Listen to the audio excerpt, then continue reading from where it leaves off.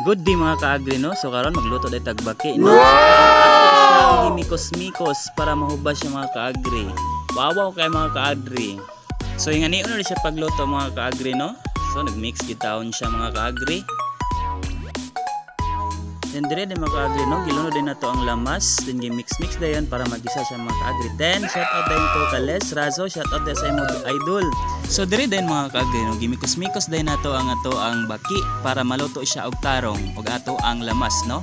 It para mahumok-humok po siya mga kaagri ug nindot pud kayo ang result sa iyang kuan. So karon taud ani ato dayon siyang mixan og oyster sauce or tuyo sa para ato siyang maadobo. Lami atong adobo mga kaagri no. So mo na ato ang gibutang ang oyster sauce, wala lagi laing lamas mga kaagri, o lang gid na siya.